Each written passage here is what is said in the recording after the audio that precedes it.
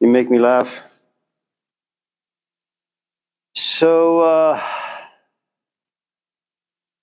let me, I suppose, start the class first by saying thank you for all your questions. They're really, really amazing.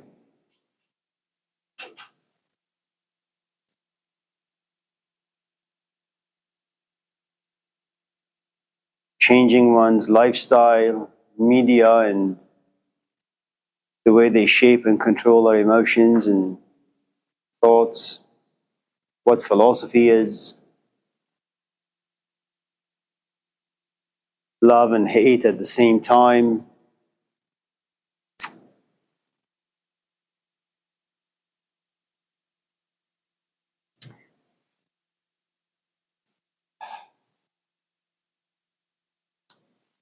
So let me start with a story that Peter is probably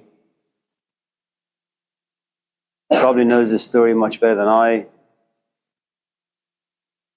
So we'll use the story as a foreplay.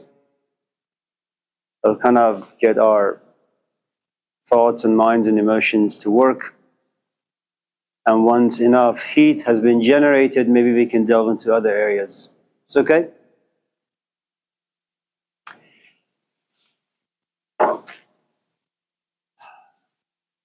The story has to do with human condition, with a certain set of advertisements, intense emotions, envy, anger, jealousy, the fact that there is no self-reflection.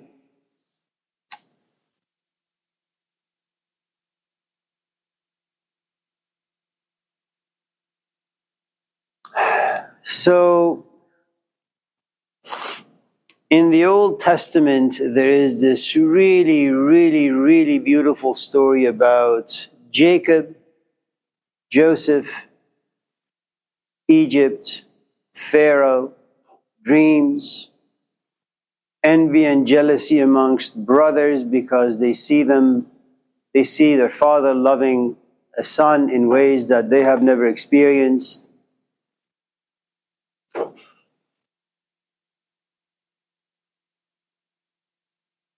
So, I'm not going to give you the Western version of the story. I'll give you the Middle Eastern version of the story, which is filled with metaphors and symbolism. So for those of you who are unfamiliar with the Holy Bible, you have two books, the Old Testament, which took about 1,000 years for people to bring these, I think, almost 39 books together. They were primarily written by 4 different groups of people over a 1,000-year period. And then you have the New Testament, which is supposed to kind of suggest that Jesus is the new Moses or Jesus is the new Adam. And that took about 400 years to be put together, 27 books. But this particular story is from the Old Testament. Maybe you're not interested, I don't really know. I'm not really interested, but I have nothing else going on for me, so.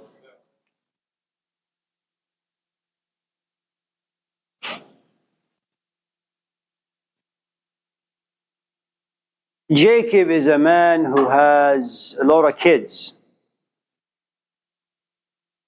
And when you have a lot of kids, it's like you have a lot of different desires. Sometimes they work together harmoniously. Sometimes they run against each other.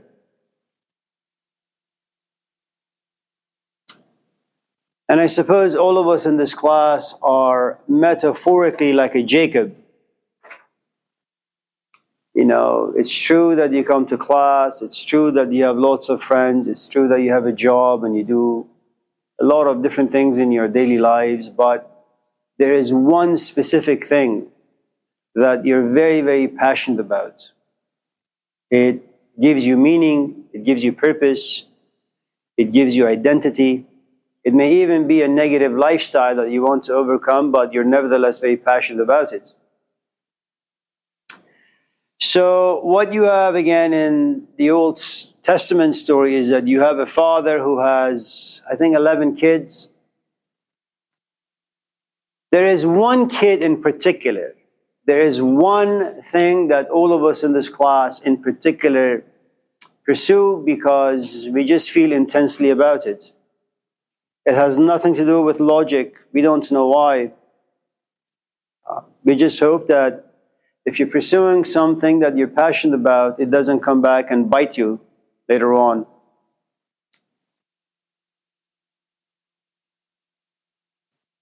So the brothers see their father every morning waking up, seeing this young kid whose name happens to be Joseph.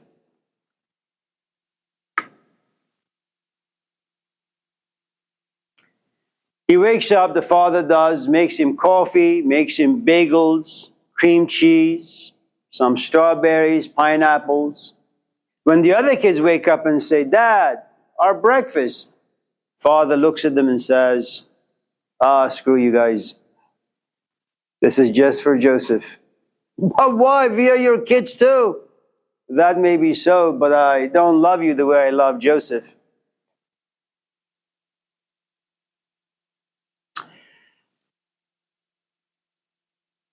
So the first thing that you should know is none of us in this class really have any power over the sort of emotions that once in a while enter into us.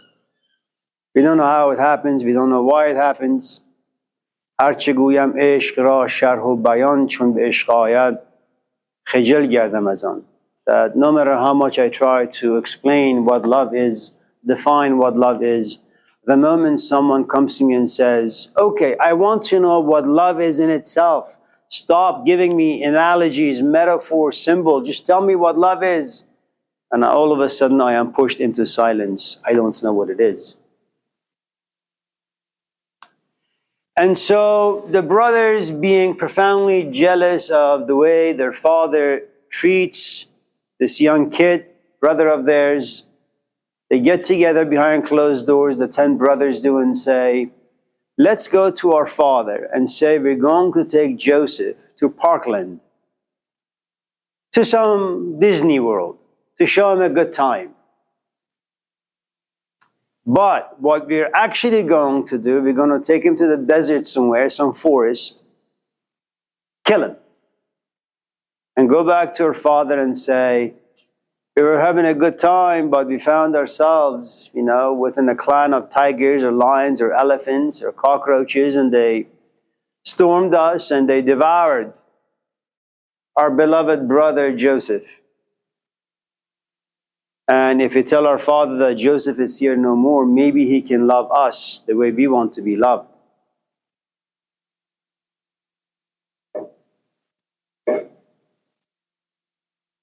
So they go to this old man, their father, and they say, "Let us take Joseph with us." And Jacob looks at the brothers and says, or his sons, and says, "No, I have in the past 19 or 20 years never allowed Joseph to be parted from me. I love him. I can't live without him. You can't take him." And they cry and they plead. Eventually the father says, "Yes, but can you make sure that he remains protected at all times?" "Sure." So they take him somewhere, and they pick him up, throw him into a well. You guys know what a well is? It's like a big cup. It's a hole in the earth.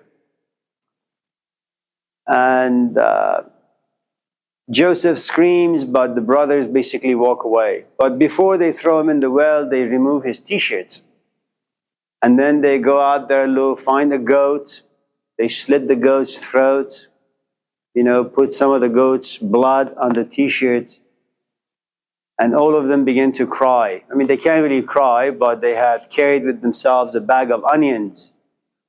And so before they approach their father, each holds an onion before, his eyes, and their eyes begin to burn and tears begin to flow downwards. And they go to their father, Jacob, and Jacob looks and says, "Where is my favorite son, Joseph?" And the kids begin to cry. They say, "Oh, yeah, we were attacked by lions. And look, all of us are bloodied. We tried to save Joseph, but we couldn't. He was eaten by the lions." And so Jacob doesn't really much care for those other kids who have remained alive. He longs, he's sad, he's grieving because he has lost his favorite son, Joseph. And so he cries, and he cries, and he cries, and he cries, and he cries until he can cry no more. But because of crying so much, this old man becomes blind.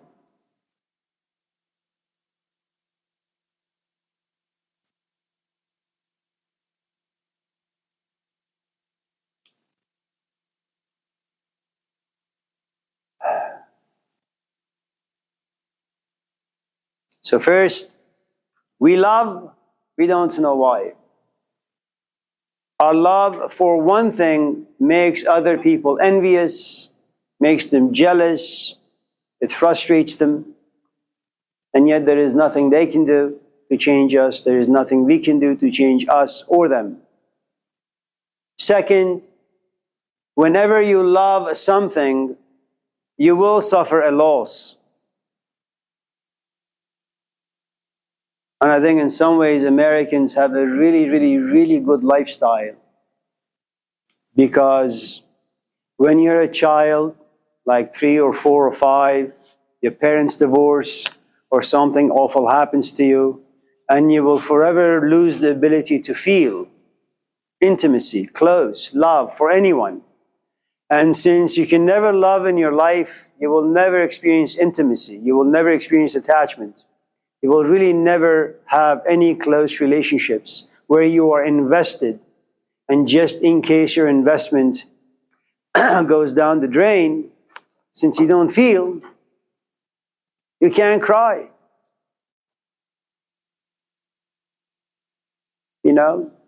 So if you are an American and your parents and your son looks at you and says, "Mom, Dad, I'm 18. Is it time for me to leave your house?" And your father looks at you and says, "Son, the moment you were born, I would pray, when is my son going to be 18 so he could leave my house?" And then, of course, you leave the house, which is what your parents always desired. And you call them one day and you say, "I'm homeless." "Son, it's your life. Good luck with everything." And there are no tears. There is no agony of any sorts. And you hang up the phone.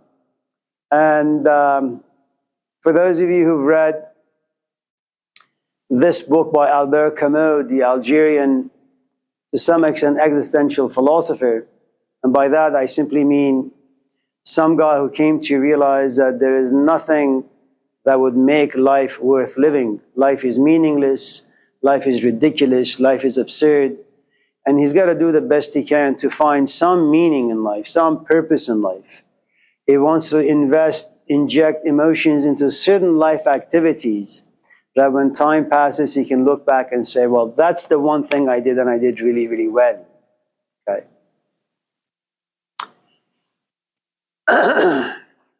So,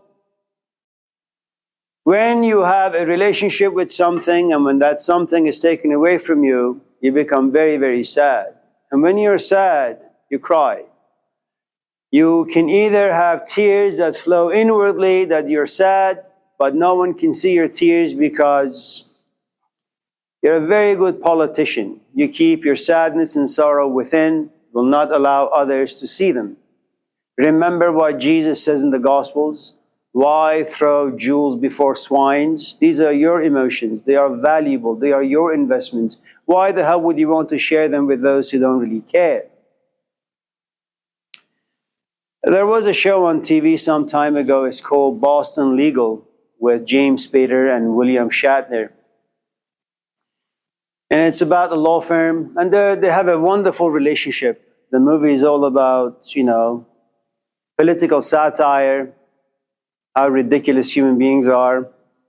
And this young lawyer, James Spader, Alan Shore in the movie, apparently he had been intimate with this one woman. She fell madly in love with him, but he didn't really care for her that much.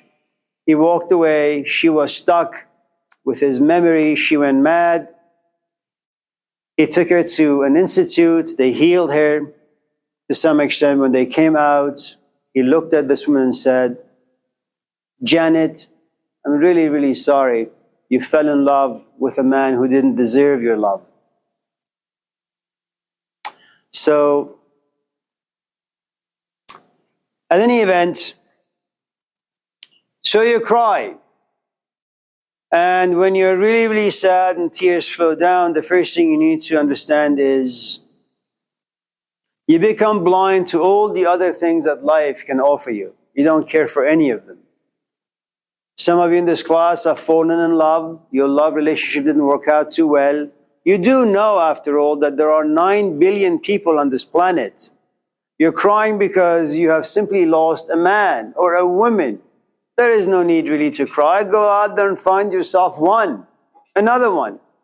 In a population of 8 million, 9 billion. It's nothing, right? But no, you become blind to all the people out there, to all potential romantics that could be waiting for you out there. You don't care. So, a couple of things. First, we don't know why we love. We don't know why we lose the things that we love. And whenever you suffer a loss, you go through a grieving mode. And your tears, which are the product of intense sorrow, they have nothing to do with logic and rationality. You are in the cradle of intense emotions. And because you are blinded by emotions, nothing about the world has anything to offer you that's attractive.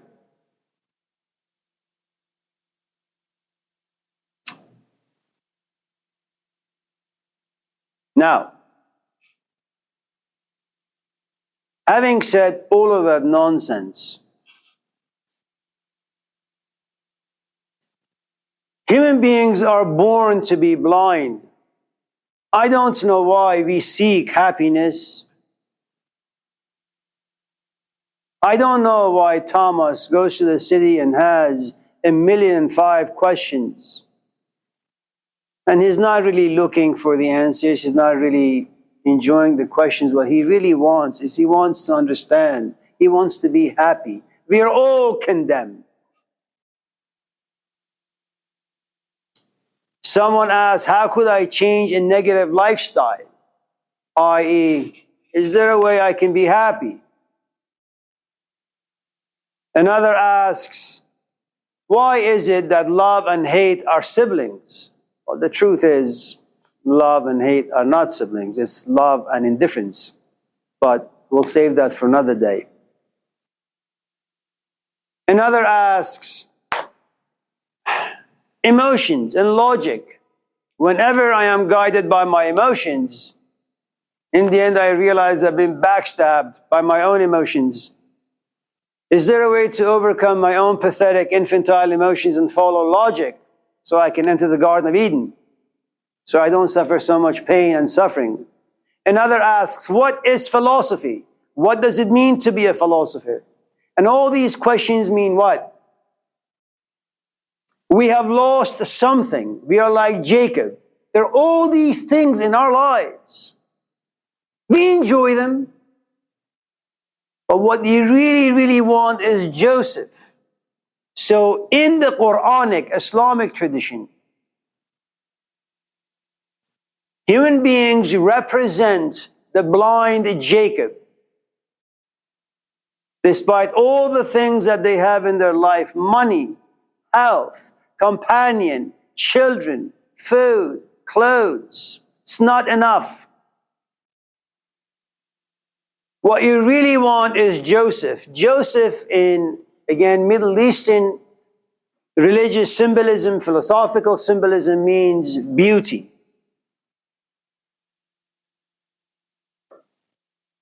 There is nowhere else to go. There is nothing else to look for. All of us in this class are looking for beauty.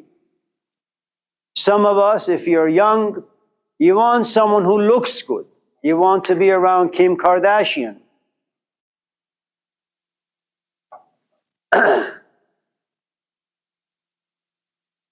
Some of you admire your father, that despite his or your mother, her life being so demanding, they're very stoic. Despite having all these intense negative emotions because of what the social world does to them, they contain themselves, hold themselves. They bite their tongue. They suffer in silence. And he said, how is it that my father can overcome all the nasty emotions that live inside him? Why can't I be like him? That's another form of beauty. Some of you watch someone like Jordan Peterson on YouTube, and you say, this man is so eloquent. He expresses ideas and thoughts and the history of ideas so well. He has access to the human psyche. I want to be like that. So there is intellectual beauty. And then some of you read Dostoevsky, some of you read the Gospels, some of you read the life of Moses or Muhammad or Abraham, whoever it is that you worship, and you say, how could someone so young turn his or her back to the world and go into the forest in search of wisdom or God? But the point I'm trying to make is all of us in this class are looking for beauty. There is nothing else to look for. But here's the thing you need to understand. The reason why you ask these questions is an expression of your longing, your yearning, an expression of poverty. You come to this class, you don't ask what 2 plus 2 is. You don't ask what the best car to buy is.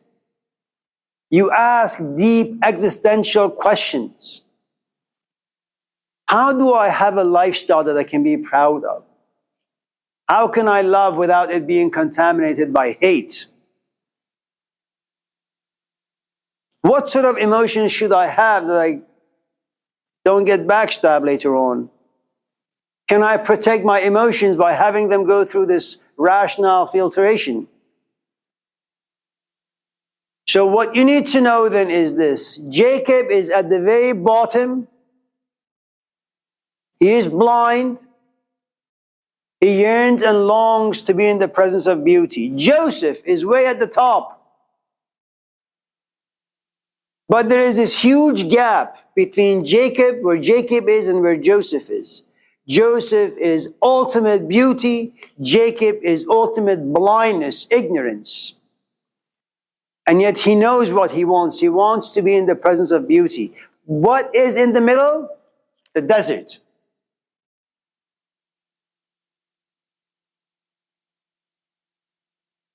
I don't know how many of you go to your friends and you ask these questions. When you pick up the phone and call your parents, if you ask the questions you ask in this class. And if you do ask, if you're able to sit very much the way you sit in this classroom for an hour and 10 minutes, you just listen. You don't talk. You don't move. You just listen. You don't interrupt me. I doubt very much when you call your parents or you talk to your friends, this is the way you function. You interrupt every 10 minutes.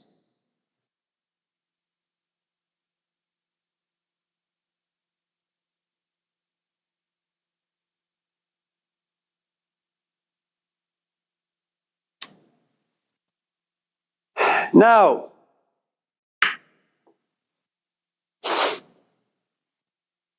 if Joseph is about beauty, if Joseph is about wisdom, if Joseph is about inspiration, if Joseph is about giving someone who is blind eyes with which they can see and enjoy the world, enjoy themselves, enjoy their life. So remember, All of you in this class are Jacob. What you are looking for is Joseph. You are young, you are blind, you're ignorant, and you're stupid. That's called the human condition. From the moment you're born to the time you die, you will continue to be looking for beauty, i.e. Joseph, wisdom.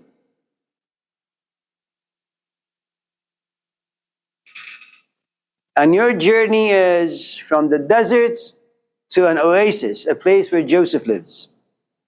But here's the thing you need to understand. Joseph lives in a well. It's dark. It's nasty. You have been coming to this class for the past 10, 11, 12 weeks. And every single one of you asks questions. It never ends. We have never had a class where people have not had questions. That there is something inside you that's always screaming, can you help me see the Joseph within? Is there a way I can live my life to be in the presence of beauty or wisdom? So every single one of us in this classroom, we know that there is something within us that's screaming to come out. We just don't know what it is. Eventually, someone hears a screaming coming from this well.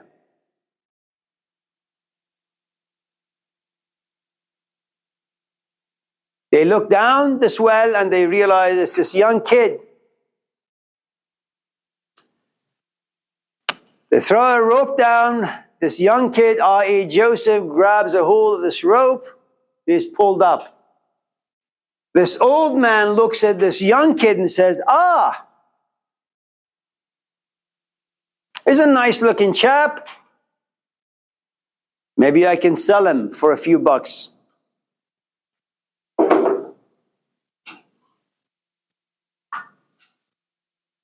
Some of you in this class have great questions.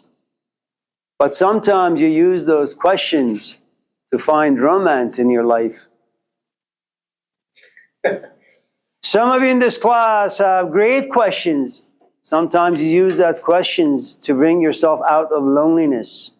In other words, all of us in this class, whenever you have something good that lives within you, you bring it out and you sell it for a profit. We are all tax collectors. You know, rap music at one point in our history was really, really good. It was all about politics and justice and equality. It smelled like truth. Now, the story is very, very different. For the longest time, education was used to enlighten the human mind. Now, it's only for a grade and a job. Being locked up in a cubicle for 8 hours a day. Marx, his ideas was about giving everyone an opportunity to live a relatively successful physical, emotional, intellectual life. Now it's just a set of dead beliefs. Jesus, his ideas was to baptize the human being from within.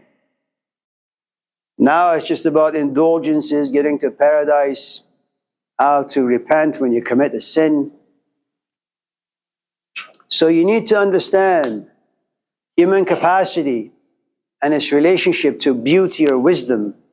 We always do what we can to gain a profit, to make a buck.